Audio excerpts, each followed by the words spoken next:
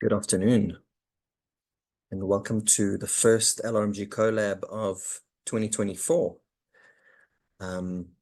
See a couple of people still joining in, maybe give them a few seconds, but I'm joined today with Bartosz Zieleniuk. Is that correct? Did I get that right? Just right, Omri, thank you. He joins us from Prosus. In South Africa, we know Prosus very well. It's a giant technology investor and operator across the world, improving people's lives through technology. And today, we have a great privilege to chat to Bartosz about the instrumental part that he and his team play in driving business outcomes, in achieving business objectives through learning. The learning curve these days is quite steep, particularly in the technology space, and the thirst and hunger for learning is really increased within organizations. It's become a real strategic agenda in organizations. Bartosz describes his team like the Avengers, hiring analysts, empaths, communicators to make sure that there's a holistic learning function, delivering value to business and engaging with business on a continuous basis. And that's really what we're passionate about at LRMG and what these collabs really stand for. It is about not just learning for learning's sake or the old paradigm of training, but really understanding and partnering with business for success, understanding what the KPIs and the strategies are intended to achieve, and aligning people so that you have the right people with the right skills in the right seats at the right time, and that they play musical chairs really well in the world that we're in today, that they're able to cross-skill and multi-skill and reskill. We sometimes call it RUM, reskilling, upskilling, and multi-skilling. And that's what it's about. And I think we've had the privilege of working with Bartosz and his team in implementing the learning ecosystem and landscape and ensuring that those are continuously aligned. They have a data capability that our own value and impact team is jealous of. And Bartosz will share a bit of those stories down to the individual level. So we're really excited to share the story. Bartosz comes with a wealth of experience in large-scale L&D projects, learning and development technologies, himself a business owner with experience in fintech and project management. And it really is, for me, that business acumen, that ability to understand how business ticks and runs and to be able to interpret those business requirements into learning initiatives that makes a successful L&D team and gets investment from stakeholders. I think that's what we're all after, and what we hope to get from today is how do you interview for that need within business? How do you deliver an impactful program, and understanding the tools and skill sets? So we hope that you don't hold back your questions and engage in the conversations. We are far from scripted here. We're going to really be mostly off the cuff. We've got a couple of themes we want to cover. So feel free to shoot the tough questions at Bartosz, not me. We'll give it a run. But we hope that we have a great afternoon together. We'll spend an hour together, and hopefully you leave here today with a couple of tips and tricks on how to align with business and deliver value. But let's start, Bartosz, with coming back from COVID. You took it upon yourself to drive re-engagement of talent within an organization, and understanding that engagement is about a feeling of belonging and the ability to learn and grow and perform within an organization. How did you go about doing that? Well, for me, it was actually quite easy, to be honest with you, because I'm in the space of online learning. And before COVID, online learning was a little bit controversial. It wasn't for everyone, correct? And now, at a certain point in time, it had to be for everyone. And that created this tremendous shift in people's preferences towards learning. And I'm an online learning guy. I'll build platforms. This is what I do. So I have 30,000 users learning on my platform right now on any given day. So that's a huge crowd. And I was very fortunate because in tech space, online learning is becoming the preferred way of learning. And there's a very interesting study ran by Stack Overflow just a month ago or 2 months ago. I urge you guys to look it up. It's very, very interesting. But I think the most important point from that study of software development professionals is that 80% of where developers in the world prefer to learn online. Prefer. So we're getting away from that sort of toxic space, where you're competing for people's time and attention, like trying to be interesting, trying to be as much inviting as you can about your learning experiences. We're actually entering a space where people prefer to learn online and they know how to do it. So there are hacks in place. So actually, I find myself sharing best practices with my learners all the time in terms of how to make the most out of the platform. So we're actually past the stage when we're educating people about the advantages of online learning. Now we're actually showing them how to hack it. And I know as a platform owner, that's not a very intuitive thing to do. You're showing people how to hack your own product. I don't imagine this working very well if you're an airline or a railway company. But in our space, it works beautifully because folks understand that you don't need to be a passive receiver of the information being, so to say, vomited on you from the screen. It can actually be quite interactive. You can test your code almost immediately. There's generative AI helping you troubleshoot. So all the feedback loops that traditionally took a while to develop, that sort of learning muscle, is very, very available for people. And most importantly, if you think about engagement, this is a very, very broad term. And I was just sort of scanning the chat here just to see where people are coming from. I know we come from diverse backgrounds, different companies, different places in the world. So engagement would mean something else to me than it does to you, naturally, right? But engagement is something that every single company out there that I know of is actually aspiring to enhance in their own setup. And in our journey as a technology learning provider, we very quickly discovered there's this, intuitively, it. There's a link between learning engagement and then workplace engagement. And intuitively, that the people who learn the most or learn the most as a team are great teams. Intuitively you do, but how do you prove it? That's the point. So this is what COVID helped us with, because suddenly you lose all of that face time, like one-to-one space with your stakeholders, and you really need to start crafting more interesting narratives. And you need to start looking for data points. You need to start looking for stories. You need to connect people to the way you think through a dashboard, maybe a report, something else. But you need to be on the lookout for the stats that really matter. And now, when everyone's back to the office, the number one problem we're solving is engagement, right? How do you get people to work 5 days at the office for you? The environment needs to promote engagement. And yes, just to spoil the story for you a little bit, we're able to find a very interesting correlation between people's learning data and their HR data. And by connecting those two, we very quickly realized that the most engaged teams in the world, in the network, also the most engaged in learning. And it was, we all knew it, but only once you have that proof, it opens up a whole new level of conversations you can have with your stakeholders. I know that's a long-winded answer to your question, Omri, but I hope it sets the tone a little bit and maybe helps the guys in the chat understand where I'm coming from as a learning professional.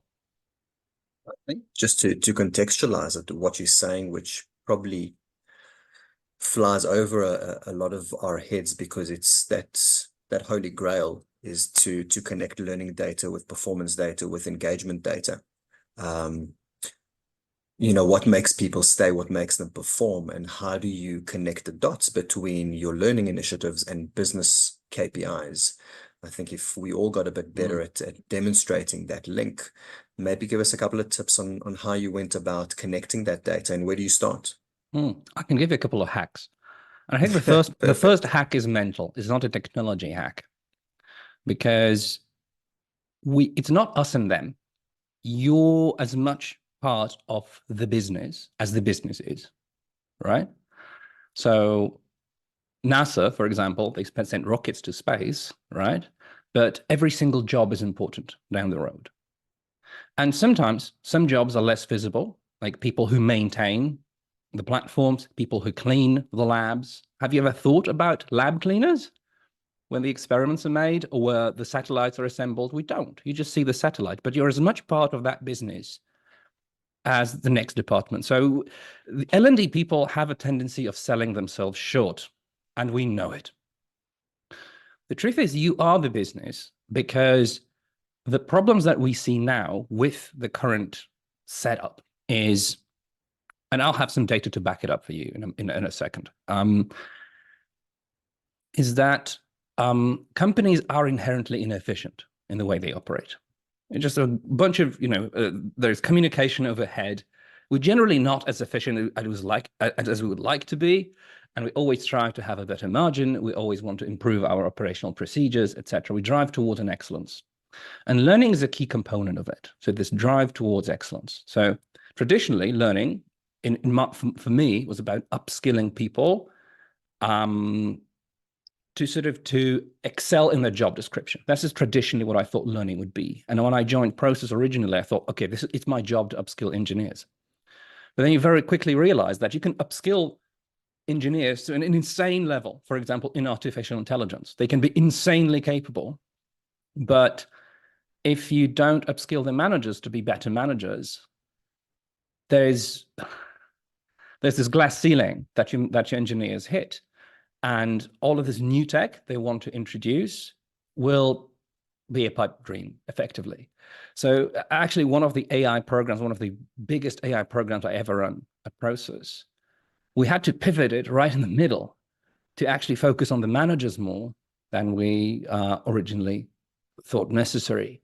So the main focus, obviously, upskilling engineers, but it was the managers who needed the upskilling. And then when you've upskilled the managers, it turns out, okay, how do you sell these ideas to the market? How do you sell it? How do you even sell them internally? You need to be able to upskill your business leaders as well in the emerging tech, but to a certain degree of understanding where they're not overwhelmed, but they have a practical and working knowledge of the new tech. So new tech is actually quite easy. I'm not sure about other industries. I've been a tech guy all of my life, but learning is the backbone of the business. Because if you look at how quickly technologies shift and change, now it's more visible than ever. Because remember when Facebook was built, I believe it's 2004, it was a level playing field for everyone. It didn't matter whether you were assistant in the organization or the CEO. It just, somebody announced a new technology coming out, and your choice was either to hop on that train or not. And people who did, they progressed with the technology to a level where, Facebook is a silly example, but if you think about it, it replaced to a great extent most of the print media, how we acquire our information, right? And if you are a media company that decided to hop on that train then, and it was a decision, then you could sort of upskill the organization as you went deeper into the technology. You're a different company. You completely changed it, mostly by learning and adopting a new technology. So Facebook, is it already 20 years? Oh my word, unbelievable. Feel old now. But think about GPT, all the generative AI models, right? Announced, I believe, in February last year, right? Most of the commercial enterprise in the world had a decision to make last year, which was about hopping on that train or not. And the question would be, when is it too late to hop on that train? Well, we don't know, right? But we know that if you have a working ecosystem, if you have a working learning ecosystem that enables the whole company, to hop on that train, and you have the technicians upskilled, so your software engineers know what they're doing, you have the managers aligned, so they know how to enable that tech, and you have the business, whatever that means, ready to sell it, then you're a new company. So this is why I'm saying learning and development function is part of the business as much as the business is, because it enables you to pivot and react to the market needs. Now, it's obviously quite difficult to put a number on it, if that's where you're getting towards, Amri. You're a numbers guy, so you want to put a number on it. So this is where you need to be very clever how you engage with your senior stakeholders, and they need to be a part of this narrative. So the business wants numbers, but what you want from the business in return is the flexibility. to create those narratives, to talk about these emerging stories in your companies. So this is where I stand. Now, I promised you a data point, and this will be a slightly different context, but still connected to how do you remain part of the business? I mean, every single company out there that you guys represent had to hire someone at some point. You just did. And if you hired people before COVID, I mean, if you're hiring people now, you very quickly realize that it takes longer to hire, it's more expensive to hire, and I would say it's even more risky to hire. Now with all the generative AI stuff helping all of the candidates present themselves exactly how they want to present themselves, it's very difficult. It takes longer than it did before. We have some internal data that we actually connected to our own thinking that says hiring is taking, I don't know, 50% longer. I don't remember the exact number, and it's twice as expensive. And it's just one of those stats that when you take them to the leadership team and you show them, this is how expensive it is to hire people now. This is how expensive it is to build a skill set that we want from scratch. And most of the time, your learning and development data, if you're clever about it, your learning and development data is able to tell that story. We know how expensive it is to upskill and how long it takes to upskill someone to become for a software engineer to switch technologies. We know how long it takes. That's what we call a use case or a business case, if you want to take it to the business people, and then you present it.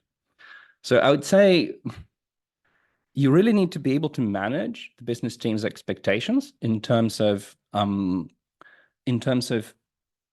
what learning does to the organization, how essential it is, and most importantly, what's the narrative we have behind learning? There are many companies out there that sort of decide that by design, learning should be done outside of the working hours. And I represent one of the largest investment companies in the world. And as an investment, or as an investor, this is a very silly strategy. So if you're not upskilling people sort of on their schedule, if you don't make learning part of the organizational culture, if you don't enable it, from an investor's perspective, that's just as good as burning the money. So you need to be able to translate the fact that people who spend, I don't know, 5 or 6 hours a month acquiring new skill, they will save that team hundreds or maybe thousands of hours down the road, or maybe they'll save that team a new hire. So yeah, this is, oh my word, these are just very, very long-winded answers. I mean, this is what happens when you want me to nerd out about learning, Omri. You know how to trigger me. It does remind me of the John F. Kennedy story, walking through NASA and asking the janitor, as you mentioned, what he does there. And he said, I'm helping to put a man on the moon. Yeah. And it begs the question, the leadership in that organization to make an individual feel like they're contributing to the overall mission and strategy. And I think we know through some of our assessment tools that very few people, about 15 to 20% of the population, are self-directed learners, people that just genuinely will go and gravitate to that new learning platform because they receive their credentials via email. Everyone else kind of learns what their boss tells them to do. And if their manager, you described to me a manager who has set up his workstation environment to dedicate a space and a time for learning. Yeah. How do we encourage managers and line managers and leaders to get more involved in learning and to drive learning as a culture? Yeah, without I know the guy you're going referring to the mythical learning organization, but just get them involved and promoters of the learning initiatives. No such thing. I think every organization is a learning organization. It's just how the learning is executed, right? We're humans because we learn things, we acquire new skills. That is what we do. And I think a learning organization is a very scary term, right? And even within learning organizations, I attend a ton, every year I attend a ton of learning conferences, and there's someone presenting their bulletproof learning strategy at, this Fortune 500 company. And when you approach them after the talk, in the backstage, and go like, did you guys really pull it off? How did you get this, like, one team, and you put them in a fishbowl in the middle of the office so that people would see them as they enter, and you go like, there's this crazy Tesla-like narrative where, there's people learning and they set the example, everybody else learns. And you ask them, hey, is that how it really worked out? And they go, well, no, maybe for like 10% of the teams. So there's always a story to the story. So you need to be quite skeptical about the term learning organization. I think it always starts with you, and then it starts with a good conversation. And I know it's just silly. Look, I'm a platform guy, 30,000 learners. That's a lot. That's more people than I will ever meet in my life. The problem is that those 30,000 people have my email. Don't ever do that, okay? Ever. Don't do that. Use aliases. Don't use your own personal. Use a support link. Because people love you, but they also, they have these crazy ideas sometimes in the middle of the night. But I love every single one of them, and I really care deeply about their development. But, okay, how do we get people engaged? How do we get managers engaged? You need to be on the lookout for narratives and see what works. Because I don't work for a homogenous organization. We have hundreds of companies all over the world that use our platform, and they come, to your point, some of them are naturally, sort of by design, learning organizations, especially companies that we acquired in the space of ed tech. Thank God, right? Because there's learning people need to be so, otherwise it wouldn't have been such a great investment. Brilliant, yeah, exactly. So EdTech is a great example, right? These people understand the importance of learning. You don't need to explain it.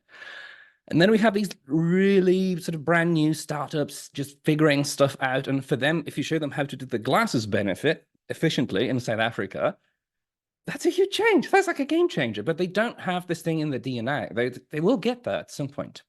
So everyone's, it's a bit of a journey. So you need to, first of all, you need to understand, where am I on this journey as a learning organization? And if you're starting from scratch, embrace it. If you're super advanced and you feel like you're, hitting a head against a brick wall, you need to embrace that as well.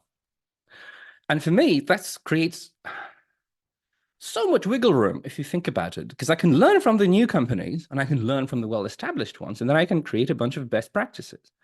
And also, what my data shows me is I have some really, really engaged, crazy engaged teams out there in the world, and I speak to them.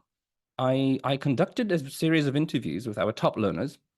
And first of all, if you ever do that, don't send people an email saying, hey, you're a #1 learning team in the world, I'd like to talk to you. Nobody will, because you sound like this, African prince who wants to elicit $1 million, and they, or they just think you're a corporate guy trying to bother them. But, just contact them in the most human way possible. And I reached out and I found this guy who was the most engaged manager on the, well, I would say for me, it's on the planet, right? But in my networks, out of 30,000 Planet's people, Prosus. Yes, Planet Prosus. The #1 learner as a manager, but also his team was #1. And they're obviously based in, okay, to guess? Let's give the audience a chance. Africa, South Africa to be precise. Yeah.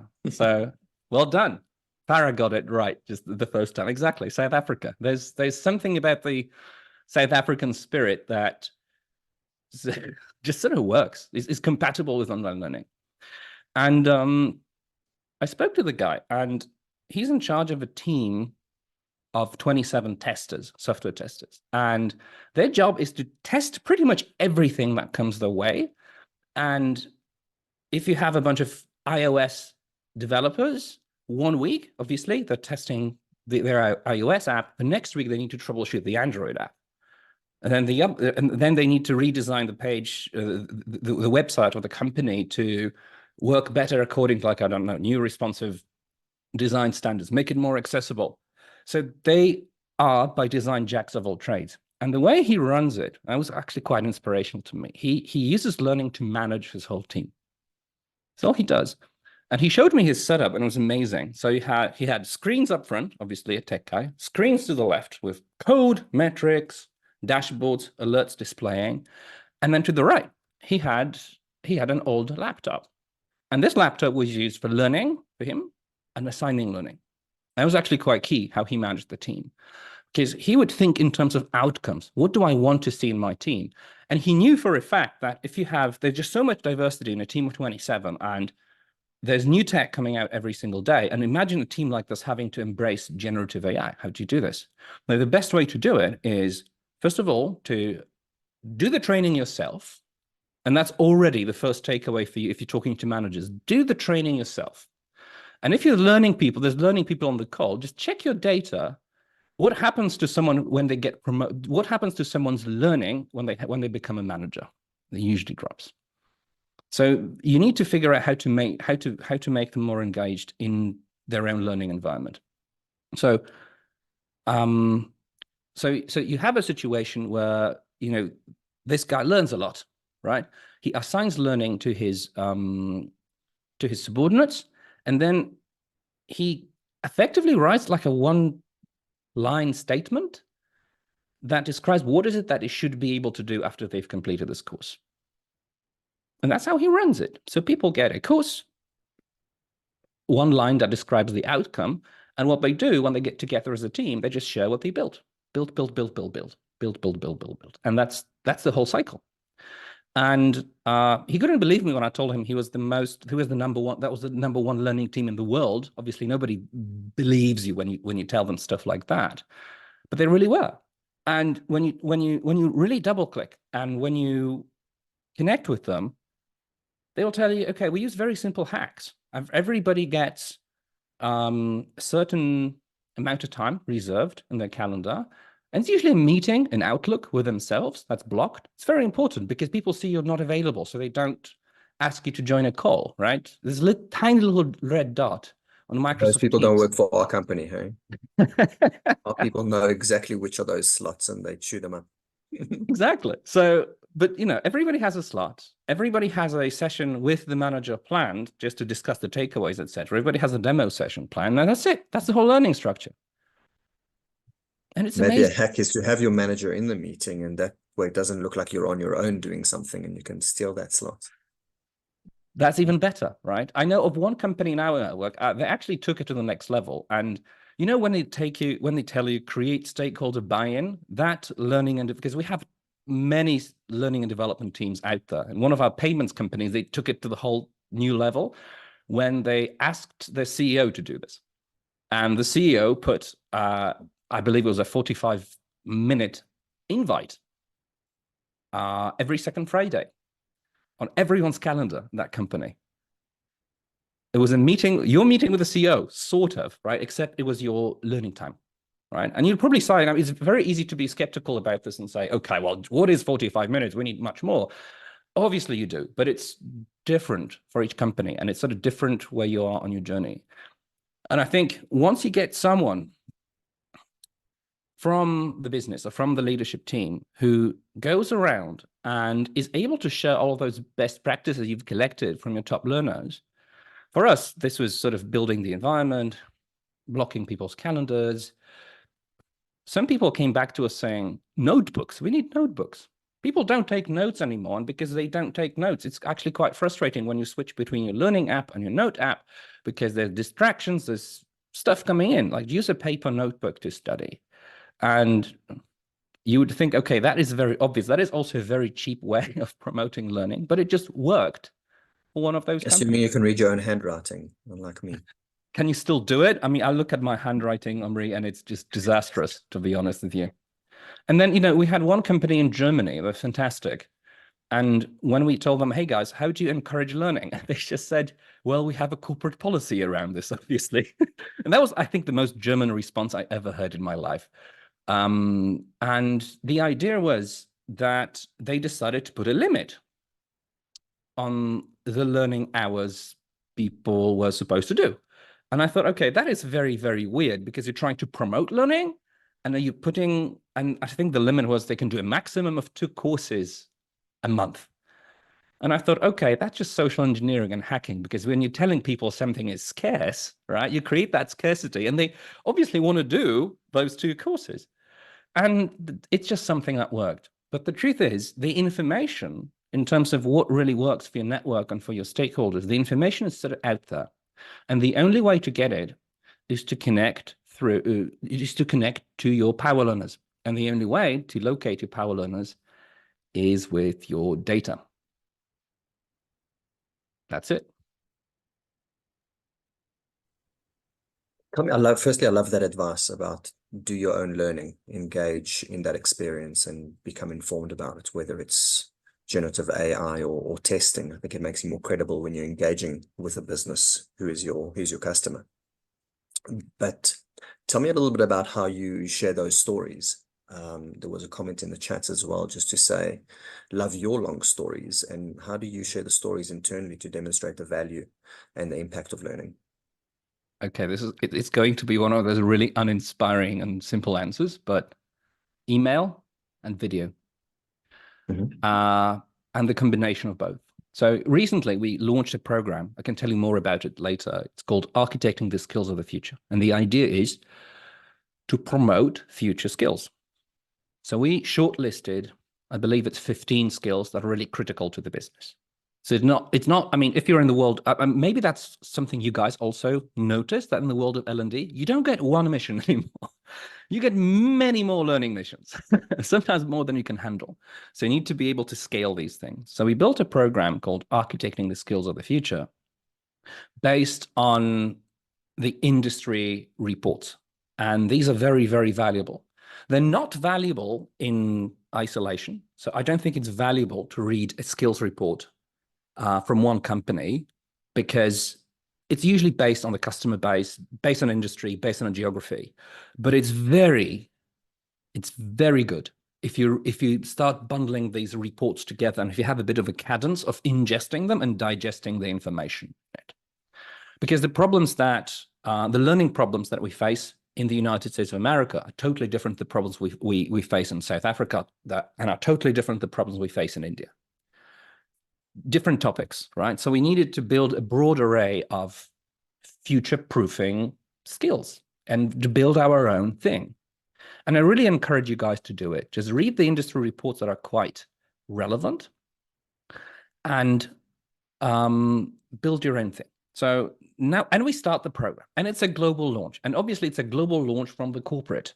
Who cares about the global launch from the corporate? Nobody. By design, nobody does. So what you need to be able to figure out, you need to start a bit of an avalanche of learning.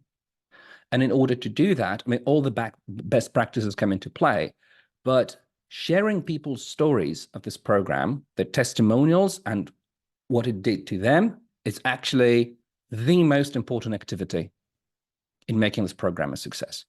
And we do it in a very, very simple way.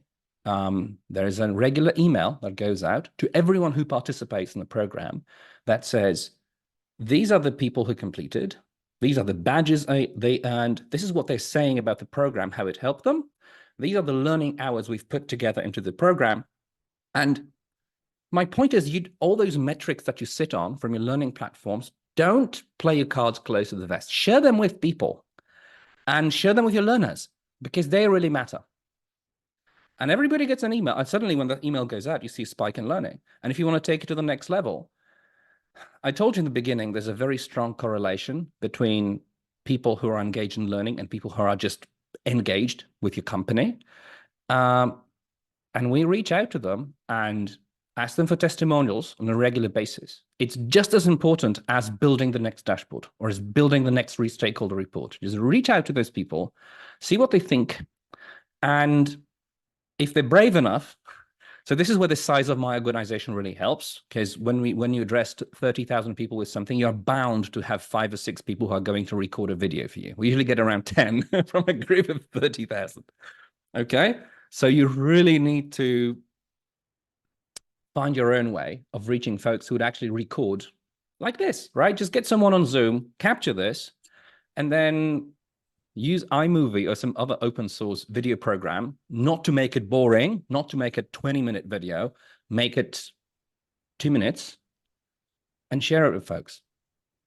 And it really helps. We have a bit of a poll, actually. Maybe we can do that in the background, Nolene, around, just to ask the participants, when was the last time you had an engagement with your learners? I think we do spend a lot of time amongst ourselves and with our sponsors and stakeholders, but are we actually talking to our learners? Are we evaluating the learner experience? Because I know that we try and do a lot of surveys, and typically the answer we get is that we survey fatigued and don't send another survey to our people. So keen to hear to what extent we're engaging at the learner level these days. It's really interesting. How are we doing there on responses? We're not able to vote, Omri, so we're not able to. It's unfortunate, huh? Because I would have probably said more than 6 months ago. It's brilliant. That's what I would have said, I don't know, 3 or 4 years ago when I was doing tech learning. But yeah, wow, look at that. What do you see? Okay. Nice mix. So we are seeing 43% within the last month, which is encouraging. So over 60% in this month, which is really great. I think we've got the cream of the crop on the call. That's brilliant. Doing the right things. I hope I inspired you guys just to do a little bit of an outreach with what you've collected, because this is usually the missing step. It's like we try to inform our next big bang program with the insights that we collected. But I think it's really important to share your learnings, first of all, with the people that sort of volunteered that information. I think they just deserve to know where do they personally fit in the bigger picture. So that's my only bit of advice. If you just don't treat that as company secret data. You actually owe that data to your learners, and the more you do it, the easier it will be. Love that, Paul. Maybe just a practical question. I think we do often engage with organizations who have quite strict constraints around what can be sent to everyone, and have a comms department or a marketing department which restricts communications of that nature. Any hacks around getting broad communication to people who aren't on your platform? So you don't want to preach to the converted. You want to get people to engage that aren't necessarily partaking. First of all, comms people are just as hungry for content as you are. And the most important shift in the relationship you have with your internal comms, your HR, or any other department that you feel like is in charge of the narrative is with content. So if you become a department in the company that produces engaging content, people would love to share it within their own narratives. So if you follow Prosus on LinkedIn, you will actually, I mean, guys, what I told you about these learner videos, I'm not one of those Fortune 500 company guys that says one thing and then it doesn't actually work. Go on LinkedIn and see what Prosus is sharing. So there's a ton of like investment stories, the companies we bought, CSR projects, all that good stuff. But if you scroll down, you'll actually see our learner testimonials. They're out there.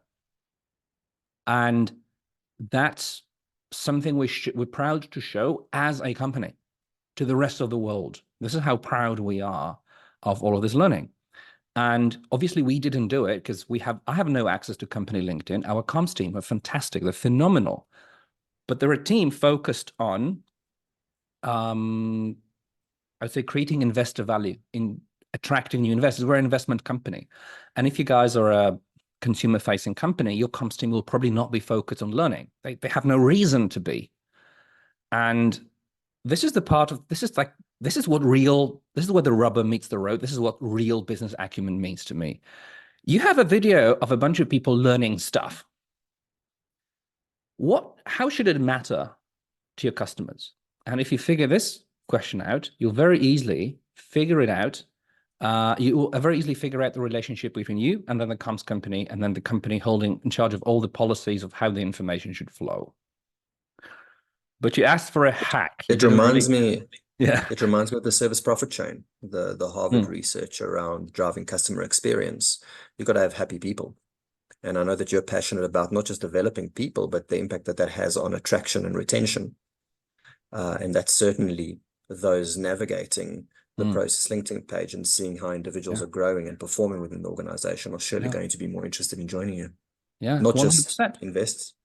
100%. And I also so this is the whole JF Kennedy story, right? This is how we sent rockets to the moon together. And I know it's a simple example, but I mean, most facts of corporate life are actually quite simple in their essence, but it's that simplicity that sort of takes the effort.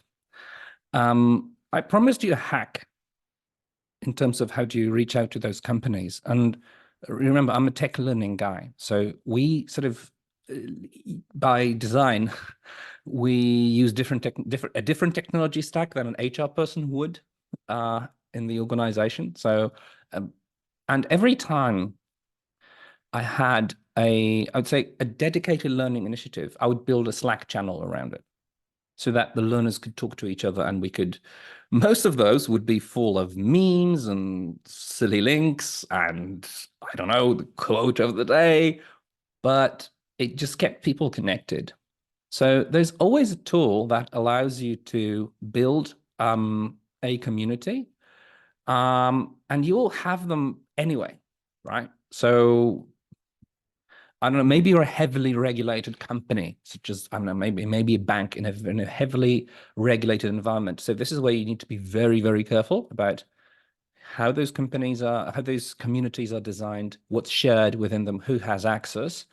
But then this is a matter of getting those stakeholders on board to let you create those stories that they can later use. But if you're the sort of, I mean, you really need to have that thing, have that story, have that piece of content to develop as a value add to their time, right? To their agenda, so to say. Because those teams, they're also trying to do as much good for the company as possible. And sometimes, you need to build a synergy. You can't just be running around the company demanding that people give you attention or demanding that people pay attention to what you're doing. You need to show the value first. So this is why we build all of those dashboards, right? My team produced 127 reports every month for different stakeholders. That's a lot of reporting for a team to do. That's back in the day. And then when you ask those people why they need those reports, most of this stuff was just FYI stuff. I mean, I'm curious, right? There's no real use case for those reports to happen. And I'm sure if you guys follow the value chain of the reports that you create, of the data you're sharing, most of them would be dead ends. As long as it lands in some manager's inbox and they feel that they're getting their weekly or monthly report. Well, if you're good with this, I mean, look, again, I'm actually quite privileged to be working for an investment company because we just don't, this is obvious waste. We don't normally do stuff like that. But if you shift your thinking a little bit, and if you go, what if we have a live report, a dashboard that lets you create any story you want to see. So how are my learners in South Africa performing versus my learners in the United States of America? This creates much more incentive for your stakeholders actually to pay attention to these reports, because when you can create a slice, then most people who engage with those reports by definition are sort of data nerds, and they like to see different interactions, And the moment you have people engaged in a conversation with that data, and they're not just passive receivers of what you've produced, it's a completely different story. Because when people start coming back to you with enhancement ideas for your reports or your reporting dashboard, that's a very, very good sign. That means you're able to have a very, very well-informed conversation with them to maybe build something together and put it out there. A rocket. We actually ourselves are speaking a lot about gamification and those leaderboards. As soon as you can compare and contrast two different areas, you get leaders within those areas more engaged and more interested and want to be seen to be performing well across these stats. And I think bringing this to a close, so that we leave a couple of minutes for questions as well. Absolutely. Tell me about metrics for measurement. How do you you spoke about creating your own metrics Mhm. as opposed to the traditional learning metrics, which don't excite or ignite or inspire any of our executives. How have you Yeah. gone about demonstrating the value? Wow. Well, that's the tricky part, Omri, because obviously metrics are going to be different for everyone. So they've actually, your company defines the metrics that you'll be using. My argument is that the most interesting metrics are the metrics that don't exist in your data pool. So let me explain that. So you have a ton of learning data, and if you say we've completed 1.34 million learning hours last year, which is true, what does that tell you? Are we doing good? Nobody knows. I mean, you don't know how large my organization is, but even if you It start playing with depends. size, I mean, if okay, for 30,000 people, is that good or bad? Does it matter? Should it matter? So we come up with all sorts of like really impressive numbers that don't really mean anything unless you have a corresponding number somewhere else, right? It could be your HR data, which shows you, okay, by the country, these are the most engaged countries. These are the most engaged learning teams. This is what they learned. This is what they're doing. This is how we reach the point where we can confidently say that the highest engaged, like the most engaged teams, also the most engaged in learning. This is how we know it. We created a data point that didn't exist. And this is the real challenge because organizations don't normally keep uniform records. And if we do our learning through multiple learning platforms. So there's currently 13, and every single vendor uses a different standard. We measure hours differently. We measure completions. Some of us don't measure completions. It's complex. So we need to find a way to dump all of this data. I believe the word is a data lake of sorts. You need to have technology helping you here, right? There are many great solutions out there on the market. Some of them are open source. Do your Googling, dump all your data, start translating, and see what happens when you start cross-referencing. So this is how we reach these little numbers that don't really exist, because it's very hard to get your senior leaders interested in learning metrics. It's very easy to get them engaged, to have a conversation with them about engagement, and you having a theory how to solve it through learning initiatives, for example. So, and it's usually somewhere in the middle, and it's usually, unfortunately, a data point that doesn't exist. So having your data clean, maintaining the platforms, making sure that you don't have any historical data that influences the present view. It took us a year and a half to develop a beta version of our stakeholder dashboard. And there were multiple teams involved. Our HR data team, Angels, who actually patiently helped us translate and just unify the data we had so that we have some sort of a metric in place. But and what I actually encourage you to do, so most people are like, what is this guy talking about? I'm nowhere near this. It's a mess. I will never get there.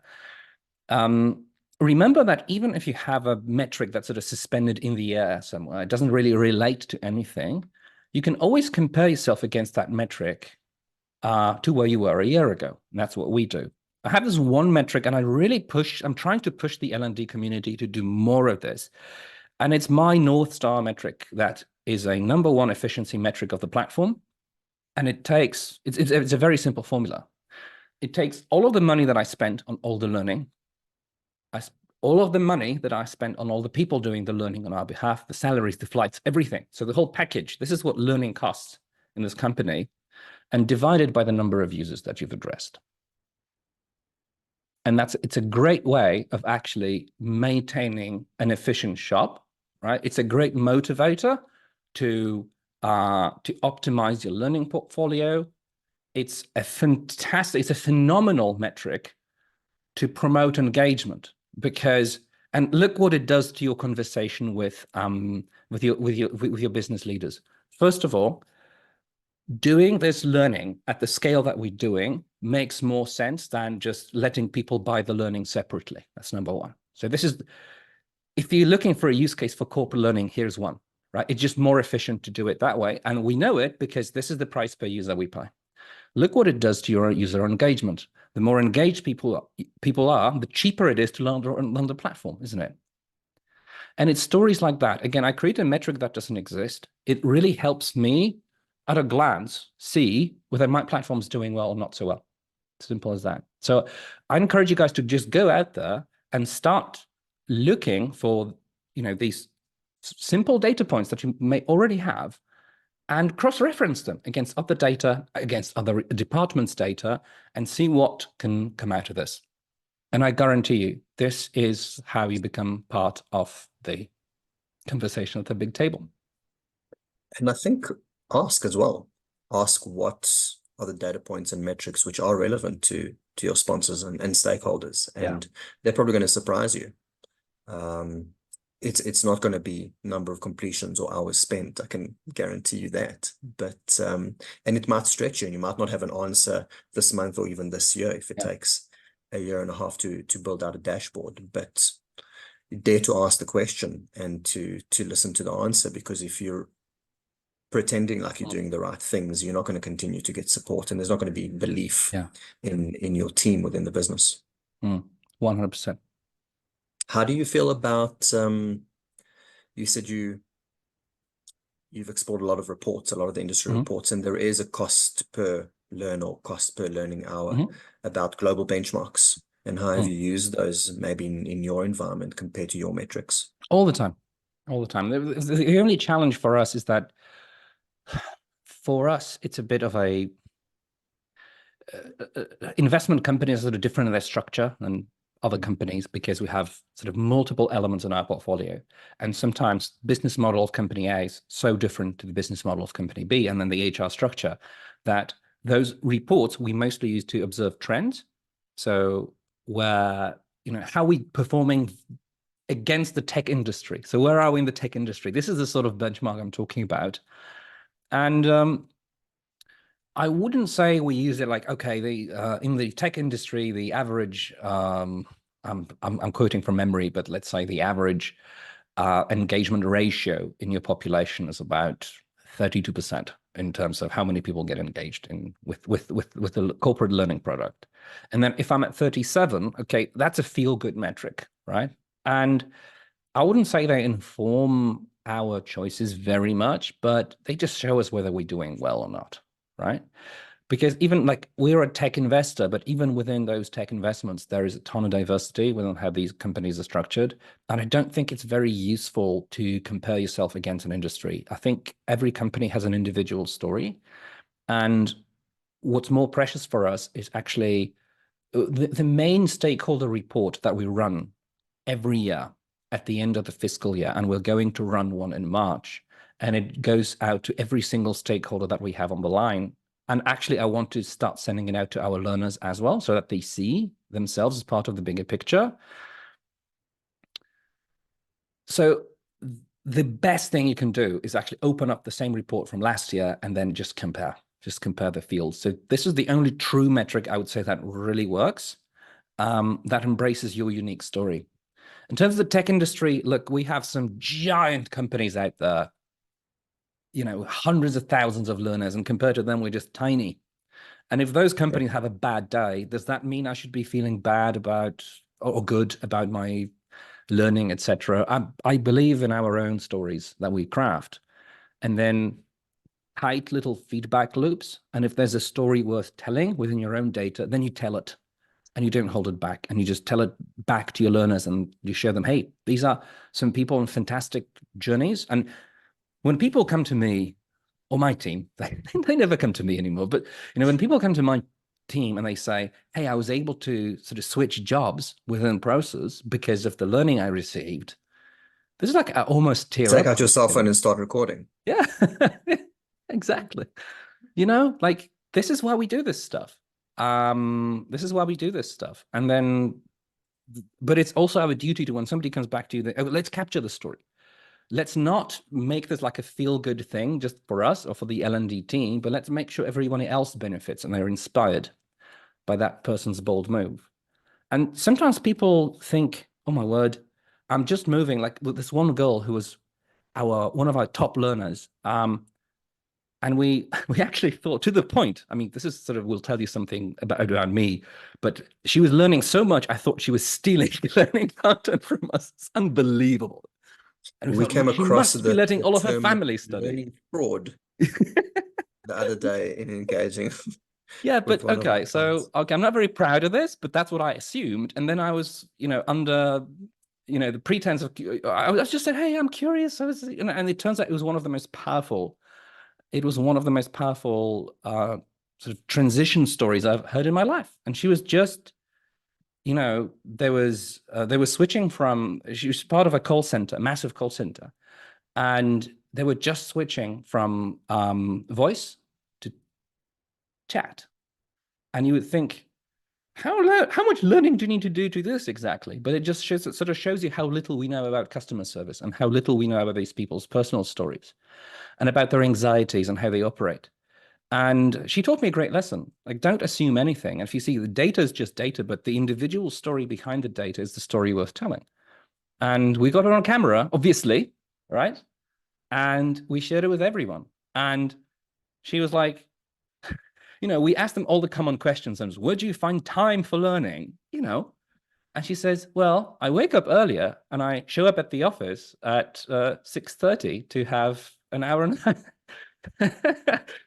And you go like, okay, well, And that's there's no humbling. shortage of those. We see it all the time, and it's always surprising how many people do Exactly. take the time on weekends, early mornings, Yeah. late afternoons to do a bit of learning. Find those learners and Yeah. ask them the questions and share their stories and start somewhere. Yeah. Is what we believe.